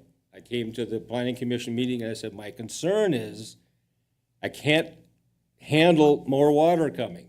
Well, built a retention pond, dump it in the Levi Griffin, or a Commerce Drive, or whatever it's called, down the stormwater, and guess where it pours out? Right onto my property. The tile on my property can't handle it. So now I've got farmable land that no longer is farmable because I have more water coming onto my property than what my tile system can handle. No adjustment was made to handle that. Again, the analogy of the stepladder with the 5-gallon buckets on. We get a 2-inch rain, I'm fine with that because it runs down through the grass waterway. It catches the 5-foot diameter drain pipe under the freeway. The analogy, dump it all at once, it starts drying out. But if you want to leak it and leak it and leak it, the small hole in the bucket,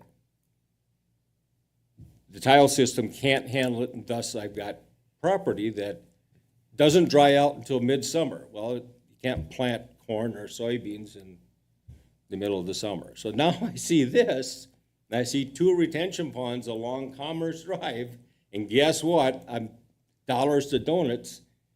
The leakage is going to go right into the Commerce Drive stormwater, and guess where it's going to go?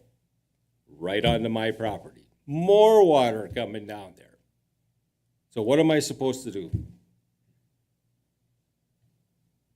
I think those are all great feedback. So to address the first one, health fitness is allowed, which I think is great because that's not something I would like to see in that location also. And it is industrial, but option to rezone. Any concerns with traffic since you live and right there? Well, yeah, Levi Griffin Road used to be my driveway. Yeah. So the traffic was my wife's and my car driving in, so that was fine. So it's We definitely increased. recognized, Okay. we recognized when Fleet Farm came in, and I don't know, Jim knows it. I had my property under contract with Walmart at the time that Fleet Farm was building. And then 2008 came and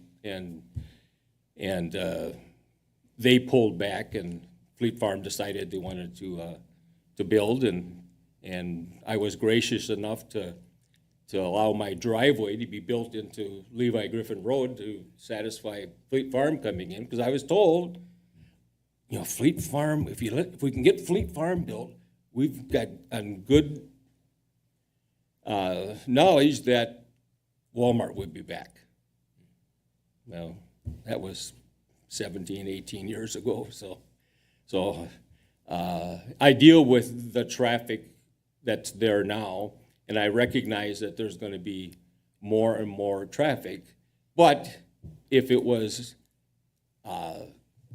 commercial type uses, retail commercial, that ultimately will drive my property, is I recognize, okay, I have to suffer through this until some buyer comes along for mine.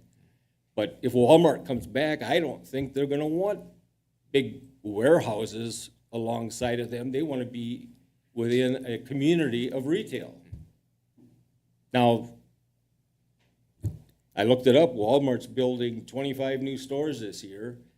Costco's building 35, and, you know, so their big boxes are still being built. And, back when the freeway was announced, Chamber of Commerce meeting, all the excitement about what's gonna happen to the Southwest Metro once the new freeway is built. And Dave Picorni, former city manager of Chaska, said, oh my gosh, the most valuable land in all the Southwest is at the intersection of Jonathan Carver Parkway and 212. So let's not give away that opportunity when you can put big box warehouses. You put those in the backyard someplace, not right in the front yard. But nobody came in and wanted to build there with commercial. I mean, it's not that we Well- said, you can't come in because we want to build warehouses. Well, let's be careful with that, because if my wife was here, she would, you know, she was definitely, and if you read my letter, back in the day, in the land north of 212 was guided to go to the city of Chaska. No, it wasn't. Yes, it was. City of Chaska had that road as its border, as its western border. At the time, but in their planning for the future and beyond. No, their that's not comprehensive true. plan- Oh, They were so Jim, interested. you told me that it was. You were. I did not tell you that. Yes, it was. I don't think we're gonna come to resolution on this. I think we maybe have Well- different accounts Well, of it. just as But an anyway, example, I'm just wondering- Chaska has just finally got water and sewer in that area. They couldn't have done anything there prior to this. Well, we could. What is the beg to- corner? Because I know we've had them who owns the corner property, not you, but the developers. The property What is owner right that now, one it's, zoned? it's called Oppidan. And then I'm gonna pull up, Well, my property was the corner back before the highway was built, so. Correct. And so I, there's one additional piece. So this is Mark's piece here in Yeah. red. And then there's about a 10-acre piece here. It's the Oppidan little piece. strip, yeah. Yep. That large piece on the opposite side of the road, the east side, Chaska side, gets its utilities from Carver. yeah, Because they the, couldn't provide the, it. the MinDOT facility. Yeah, they could not provide it. They did not have the utilities. I'm not arguing that. I'm just saying, if you look back in the late 90s, that the city of Chaska's comprehensive plan was that eventually they would move west, north of 212 and west of Jonathan Carver. So when is our Parkway. comp plan? Because that's what this map is from, right? Correct. It's in 2030? We do another one? Yes, we'll start work on it 2026. Okay. So I think that's something we need to discuss is how do we get, because we have commercial industrial dark purple in here, but we can't zone anything that because we don't have the guidelines for it. Yep, and then I absolutely agree that commercial in Carver is just starting to take off, like the United Properties piece on the south side of 212, the Quick Trip Daycare, Mokamaki, Les Schwab. That site is beginning to take off, and it's a limited commercial node that we have there. There are a couple more in our growth area, so the north area here, that'll be adjacent to Victoria, the intersection at 43, and then the split to Jordan. But that absolutely is going to be part of our comp plan discussion. Do we need more commercial? Where should it be? What type of commercial? So all of this is apropos to the time. It's the work that we do here with the comp plan, so. Have you told any developers that they cannot put grocery store in? No. And to be honest, that's something we work on constantly at a staff level. United Properties on the south side just did a market study about a year ago for a grocery store. And the data shows that we're pretty ripe for a grocery store. It's finding the end user. So we reach out to them fairly frequently, both national and local. So we reach out to the Hy-Vees, the Aldis, but also the Mac and Tunes out of Waconia. So it's something I really hope can happen in Carver soon. It's not just a wish of residents, it's a wish for staff too, so. Now, another question. Industrial. Would you expect better salaries from an industrial project than from a commercial project? I don't know, and I don't know if salary is important to us, just on a tax user basis, like the salary doesn't impact the investment of a building typically. I will say the amount of industrial development that we get inquiries for is high. People are looking for demisable space. Chaska just had a really successful project where they were able to break down space in a similar manner. So I would say any development on Levi Griffin right now is going to increase property values throughout the corridor. So getting, like Levi Griffin Road had a pretty heavy road assessment on it, so getting that paid back to the city is important with this project. But I would say development on the site of commercial or industrial type is going to continue to spur development in this general stretch of land. And United Properties does have the option if they find someone who is commercial to come back in. Yeah, United Properties or anyone has the right to buy property and ask that we rezone it for a commercial user. So going on to the next thing with the contamination and environmental assessment, it's probably Erin question. Is that just soil they look at? Is it soil, water, air? I don't know. whatever. I'd say Josh is probably best suited. And Okay. while he's joining us, like the thing that I've been thinking a lot about is the depth that they dug to and stopped seeing contamination didn't hit the water table. So Erin, can you say in general, what's the depth of the water table in Carver? Well, the wells are, I mean, for example, our city wells up there, you know, 300, 400, 500 feet deep. You know, well 4 is, I think, 500 feet. So I don't know what the other private wells are in the area, but they're likely not surface wells, you know, just because the groundwater isn't present that high. Yeah, mine is down 350 Yeah. feet or so, with a pump down at 200 feet. So they couldn't continue to find contamination and just walk away from it. Okay. So they But I dug. think he's raising a point that the well Pipe. pipe, The well casing could be a conduit for, Yeah. the well casing was right in the middle of the place that was cleaned out. So did but we didn't test the water. Well, the city tests its water, right? So the city wells are tested yearly, right? Or, That's a private well. sure, but presumably if the contamination is there for 50 years or however long that house was there, right, it would not stop. Hypothesis. Theoretically, if it is, right? Mark, what you're saying is your hypothesis is that because the well casing was in the location of where that tank was leaking. There's an hypothesis that it went down. Well, again, I've got a wife who's been battling cancer, and it's an ugly disease. And I'm really sorry to hear It's an ugly fight to go through. So she's scared. And when we saw trucks and trucks and trucks hauling materials, what in the world is going on over there? And you get over there. So I went over there and I asked the contractor, what in the world are you doing here? We're remediating an oil spill. And I said, my gosh. And I looked down the hole and I said, it had to be 1,000 or 10,000 gallon tank. Oh no, it was a tank in the basement. For this? And he said, we've remediated fuel oil, gas stations, and removed less material than here. So it was a big amount of product went out. And again, looking at it and seeing the well casing sticking up like a sword, right up the middle of the hole. And I just look at it and say, geez, could it possibly have, carried down? So I don't know if that well is probably not operational anymore. I don't know if I can, is there anything that we can do from the water standpoint? Well, you could have your well tested. Have you had it tested? I guess I should, yes. And I started thinking about it. I think Carver, the well that's over by Fleet Farm went down 700 feet or something like that, because they went down into a lower aquifer.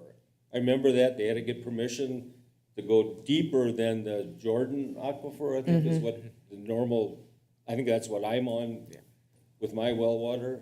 But I can't remember the name of it, but I think they had to go down a couple of 100 feet. And I'll say through this project, that well will no longer be used. They'll connect to city water. The soil remediation has been completed. So I don't think, From a staff level, you have no worries about I- site moving forward, no. Okay. Do I have concerns about what was on the site previously as a human? Yeah, like the soil was contaminated, and at the end of the day, I don't know what that led to, which is unfortunate, and I totally understand when someone in your life is struggling to want to be able to figure out what happened and why is this happening, but through the approvals of this project, I don't think we can require that they go and test the aquifer based on the hypothesis that maybe contamination traveled down a well that's going to be sealed and not used during development of this project. And I understand that, but again, when I leave here, I go home to my real boss. And understand that. she'll ask what did they say about that? Yeah. I pled my case Yeah. on that, so. And I totally get it, that it's so hard, and then to learn that a site adjacent to you was contaminated, like, you start to connect those dots and wonder and think about it late at night, but based on the remediation that was completed and the fact that that well will no longer be in use and that will connect to city water, that will be tested, the cleanup of the site was significant, and I'm confident that moving forward, the contamination will not reoccur. And I guess another point I should make is, it was interesting is the history on, that was originally an 80-acre parcel, the Walter Close Farm. And so you got the 30 acres on the north end that got broke off, and the single house there, you have the original homestead, and then you've got me in the middle. And during the build-out processes, the original homestead, the 10-acre part, the Appadam piece, that's where the water was. Then a building was built on my property, and water was piped from the original property to my building. Well, then when Jim Zoller built the new house on the 30 acres, the one that you guys tore down, he ran a water line from his well all the way to the shed to support his cattle and so forth he had there. But the water line to the old one was left in place. Well, here comes Mark Lano, and I build my house, and so now I want to run my water to my shed, because I purchased a shed when I purchased the land, and so So why don't I just tee into that line, so that way if any of us have well problems, we just have to do a combination of opening and closing valves, and we can, and it's turned out over the years, we've each kind of gave each other water when we had well problems. So again, my wife's concerned, well, that line from Peterson's, runs to our property, and, that's where the contamination could have come and so forth. And Great knowledge of Carver. And if she wants to call me, I'll say you did a good job. You tried your best. And then the last comment was regarding the retention ponds. And yeah, how- that's actually, well, that's what my And- biggest concern. So Erin, do you want to address that? If, again, putting my layman's terms, are the pipes big enough to get the stuff out? They're all sized properly. I think Mark has probably a different concern than like pipe sizing. Oh, They- Hello? The pipes are all sized to handle the 10-year rain event, which is standard pipe sizing and what's required for the CCWMO rules. So that's not an issue. so is it more the slow drainage of the retention ponds? It's the It's- 5-gallon pail with Yeah. with the small hole. Yeah, Mr. Lano's concern is how long it takes for the water to finally get released, like totally out of the site. Because as you recall, the rates can't go faster, so you need to slow them down, and that all works into controlling the volume too. So it's a trickle effect that takes longer for that process to all work from an engineering standpoint. So that's kind of the reality when you're meeting the rate and volume requirements that are set forth. So there's really not a good solution to that.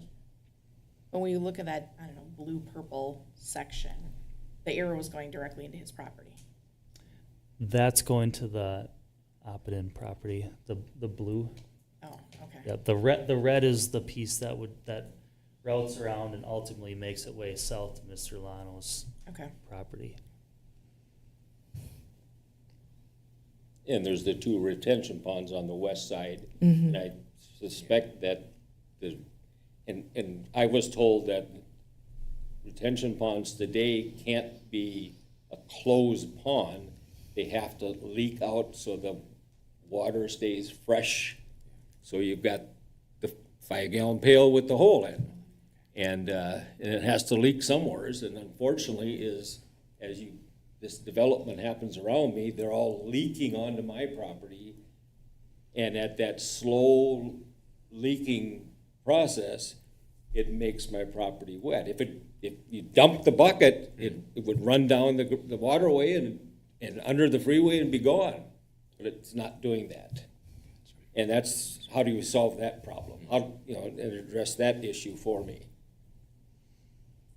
So I don't have now more acreage that is, because heaven forbid, that someone's gonna come along and declare, and I've never had wetlands on my property, that of the 25 acres I have left, that somebody's gonna come along and say, oh, geez, there's wetlands there we forgot to mark. And now all of a sudden, I've got 2 acres or 5 acres or 10 acres of wetlands, and my property's, and that land is worth nothing. So now my property is depreciated even more. So does this come back to the point that when I question, like, the things to the north, United Properties is covering themselves on the drainage, and it doesn't go to the next person? Correct. So it seems to be happening correctly to the north, but to the south, it doesn't? It's the same situation to the north. Okay. And like Fleet Farm and Lakeview both had the same requirements. I wasn't here when Fleet Farm went through, so I can't speak specifically if the CCWMO rules were the same, but Lakeview is in the same rule book that this project will be.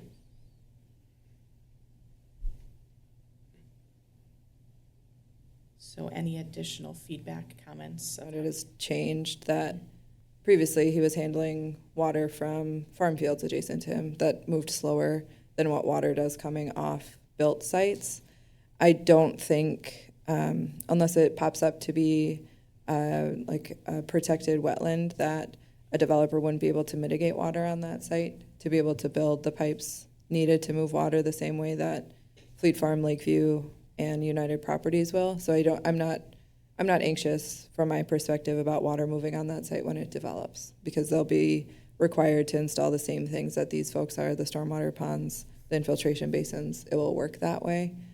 My feedback on this specifically is United Properties isn't tied to the leakage that might be happening from Fleet Farm or Lakeview Industries. So I would ask that your review of this project is independent from the feedback we've gotten about that. And frankly, I don't know if there's a solve for it that will come up with this in this room. Just not knowing enough about the CCWMO rules, like we can absolutely engage with the watershed district and talk through the approvals of Fleet Farm and Lakeview and what did it look like and is it functioning the way we expect it to? But that's independent from the application by United Properties tonight. So thank you for bringing it to our attention, and it will be followed up on. Okay. Is that the right answer? Yeah, we'll try Yeah. for sure. Yeah. I don't know if we'll come to a great solution, but we'll try. Okay. Any other public comments? Thank you for your time. I just have one question that came up. As you talk about the property to the north of it, my understanding is that the school district purchased 20 acres from the Wickenhouse, on the south end of the Wickenhauser property. Correct. For a bus garage. Will those buses go directly on to Jonathan Carver, or are they gonna be funneled down to this new intersection and then past my house? The main access will be from Commerce Drive.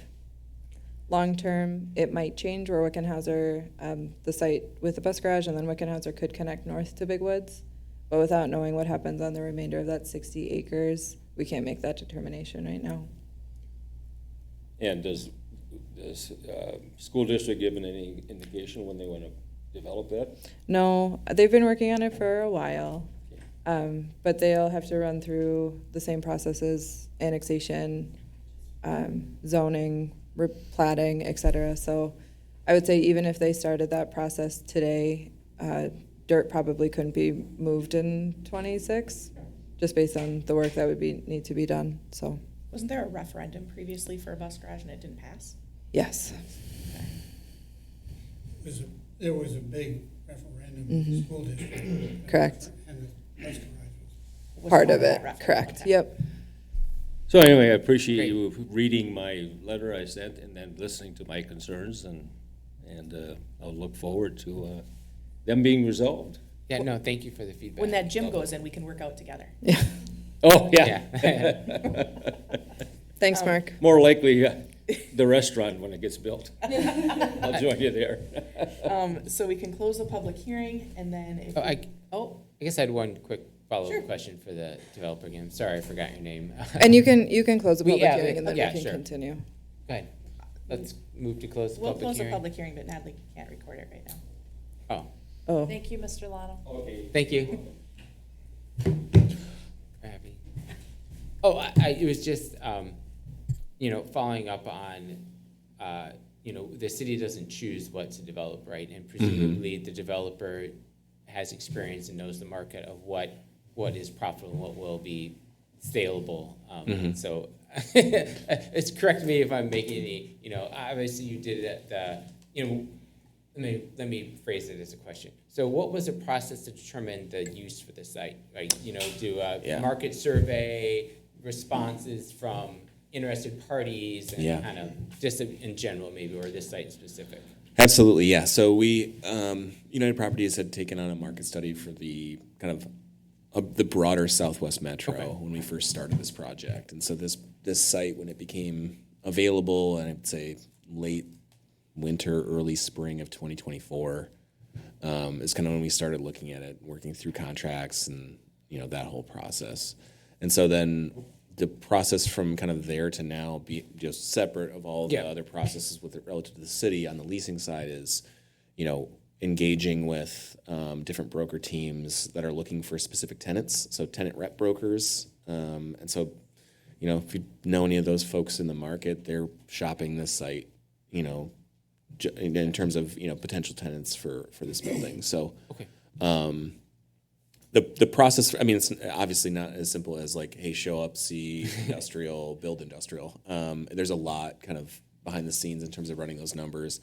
And, it's not something that's insignificant. I mean, to date, I don't know the number in terms of pre-development spend in terms of studies and whatnot, but I would guess it's probably over $200,000 that this developer has kind of invested to make sure that this is a viable project and something they want to take on.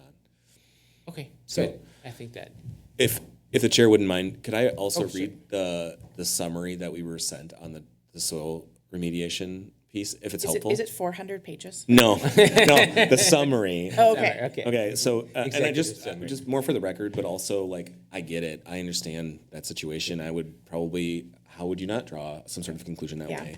But what we're leaning on is the professionals that were literally on site every day watching this excavation. That was significant. And so, here's what the summary was. Approximately 3,100 yards, 4,746.12 tons, that's specific, of contaminated soils were excavated to depths up to 35 feet below original ground surface and transported to a permitted disposal facility. As excavation progressed, field readings were utilized to guide extensive excavation, while base and sidewall soil analytical samples were collected to confirm that remedial excavation extents removed all impacted soil associated with the identified release. Release, in this case, be the leakage. Following completion of the excavation, all soil analytical results did not detect DRO, or diesel range organics, or VOCs, volatile organic compounds, at or above applicable regulatory limits, confirming that the impacts had been removed from the site. Depth to groundwater is published to be more than 10 feet beyond the deepest identified contamination. Based on the removed soil impacts and the lack of evidence of groundwater within the extensive impacts, it is Braun Intertech's opinion that no further action appears warranted with respect to groundwater conditions at this site and the identified release. Similarly, it is Braun Intertech's opinion that no further action is warranted with respect to potential for soil vapor impacts without an identified source. Oh, okay. So that's water. what we're relying on, and the gentleman that prepared this report had to sign it as a professional geologist in the state of Minnesota. But there is a problem. It sounds like they interconnected some of their piping. That is a whole different issue that I'm not Yeah. going to wade into today, and certainly something that I think the folks in this room might want to plug their ears about. So, They're in the township. We're okay. yeah, there we go. So yeah, I'm open for any additional questions. Obviously, I understand Mr. Lano's concern. I don't think there's any further questions. We good? Reed, good? no, I'm good. Okay. Can I get a motion to approve the rezoning to industrial? I moved, Do we have to close the meeting? did we I do already that? closed it. Natalie Closed was it? in the room. Okay. but I Erin moved, got it. I moved to recommend approval of rezoning and preliminary plat for 212 West Business Center. Is this one motion or two motions? Okay. Thanks, Reed. Sure. Second? I'll second. Thank you. Any further discussion? All in favor? Aye. Opposed? Motion carries. Thank you for that wonderful discussion. Thank you. Yeah, thank you. Thank you all. Thank you. Any further communications? I have one, if you don't mind. Yeah.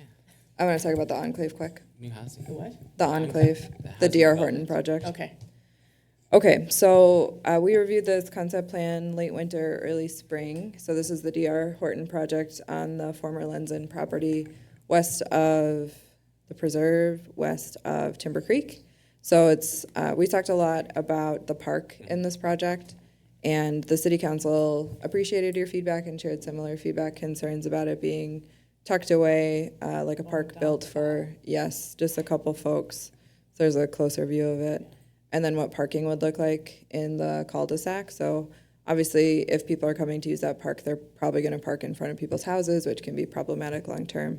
So from the time that you review the concept plan, the city council reviewed the concept plan, staff and the development team had the opportunity to walk the site. So we were able to tromp around, see what it looks like, just experience the site to figure out how things were laying out. And something that is really impactful to the site is the trail system. So it runs from Timber Creek through this site around this southernmost cul-de-sac in the enclave. You can see it on the screen now. So trail connection into this park is fantastic, but we recognized that the general layout of the park and the street weren't going to likely move forward in a successful way at the city council level. So with the support of DR Horton and the staff team, we've done some really significant changes to the park area. I would ask that you don't think about the parking lot right now. They had several park uses in this space, and the parking lot complemented it at that time. We asked them to scratch all uses in there just so we could think about it collectively as a group, but they left the parking lot, which is totally fine. I think they wanted to show that there could be a parking lot. It's just a funny shape and a funny configuration now. But you'll see that DR Horton is moving forward with taking some of the lots off that cul-de-sac to make the views from the street more accessible so people will understand that there is a park there, and then provide parking with full trail access into the site. The closest parks to this development are Ironwood and then Olson Park, which is in Copper Hills. I did some math before the city council, and both of those parks are over a mile away from this development. So based on the 530-ish additional homes that are going to be added, a park is important here, just understanding that people are going to want some type of feature. So the city council was favorable for this change. You can see the previous version on top with the cul-de-sac with just that one access. And then the bottom that shows the park spanning a much more significant area with parking, views from the street, et cetera. So this is the version that we're likely moving forward with, that they'll move forward with for preliminary plat. And then just a heads up that the city council is going to do a review of the Parks Master Plan at their September 15th work session.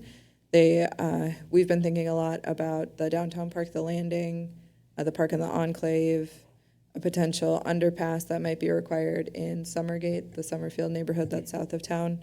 So this group will be tasked with reviewing the Parks Master Plan, revising it a bit, thinking about the park dedication requirements. So I just wanted to give you an update and an FYI that the developers, staff, and the city council are generally supportive of moving forward with this change to this area to alleviate concerns that folks had about parking and access into the park. So Would this be considered a city park or a development park? this would be a city park.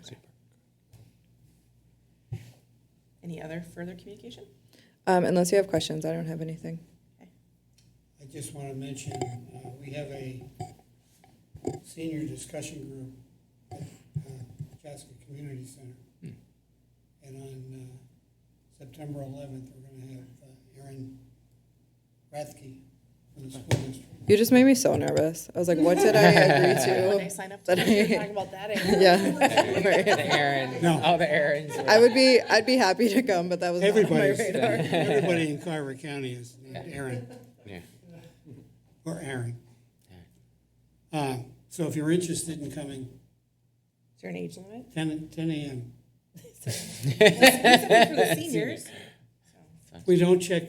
IDs. Okay, perfect. And on the 25th of September, we're having Courtney.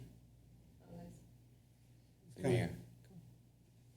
So if you want to hear the mayor, that's a chance. I have a couple questions. What's the status on the dog park Yeah, I pickleball? was just gonna say. Because our last meeting in the minutes, it said it was gonna be done in July. I A know. But little it's rain. also rain. Yes. Rain, And they like to dig holes there too. Yeah. So we're anticipating that the dog park and pickleball will open the next couple weeks. I will say that the amount of grass that you see outside of the park will probably leave something to be desired, just based on the amount of rain it won't establish. So the use of like general grass area will be limited, but we'll be able to open the pickleball and dog park specifically That to was allow seeded access. grass? What's that? That was seeded? That's not weeds? It has not been seeded yet. Oh, it has not been seeded yet. That was temporary, Yeah. so we had to do all the permanent seating.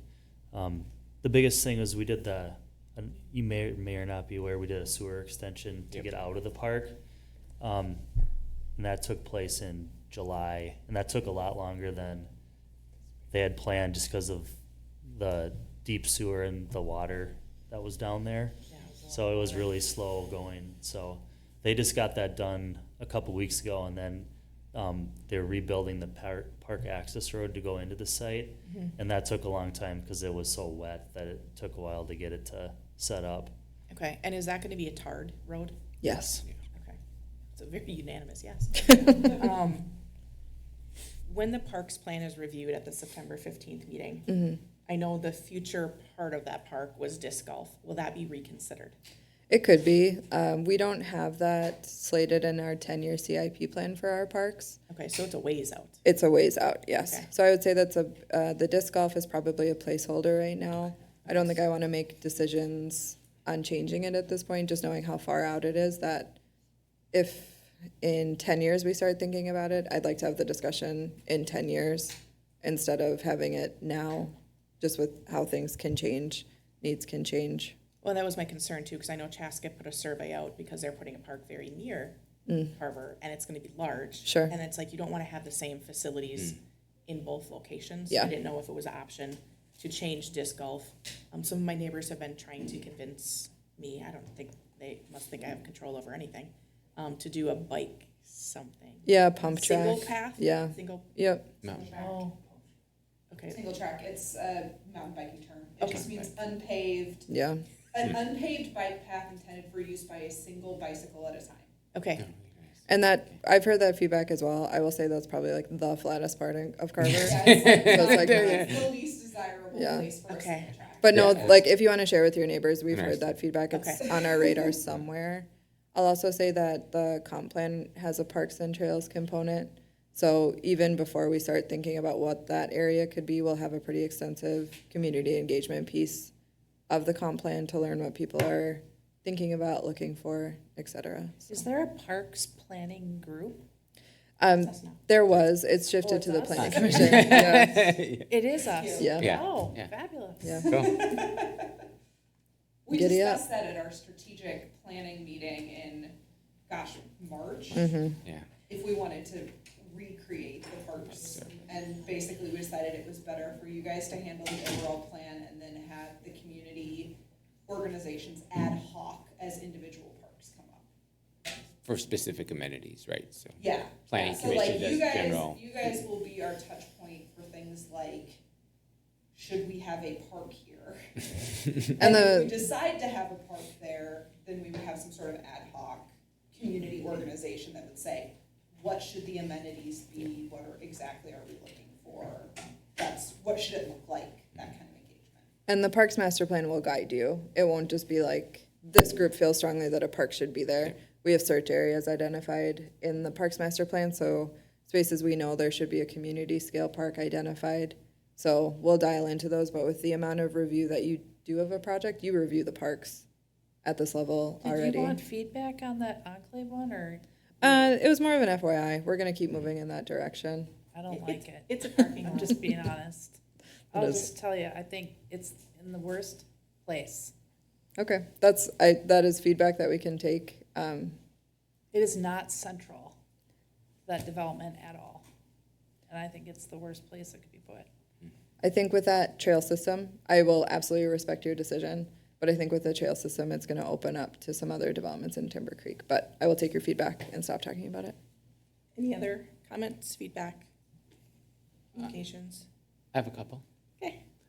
So just FYI, the Marty Walsh, who is the current director of the Carver County Parks, is doing a staged retirement. So he will be retiring from that job. He's held it for a very long time. I don't know, 20-some years or longer. So I'm on the Carver County Park Board, so that's kind of sad to see him go. But I think the county's gonna pick a new replacement. And then again, with the rain and the river flooding, the Merriam Junction Trail has obviously, progress has slowed construction on that considerably. I think our last update was they had finished work on the abutments on either side, but obviously since the river flooded, they can't get any work down there. Hopefully the rain holds off so they can get some more work done And they this had fall. to clear a log jam. And clear the giant log jam. That's yeah. kind of a fun video to watch. It Yeah, was neat. yeah. So anyway, that's all I had. Anything? No. Okay. Can I get a motion to adjourn? I move to adjourn. I will second. All in favor? I Aye. We don't have to vote on that. We're good, we're out. Okay, we can. No, it's not.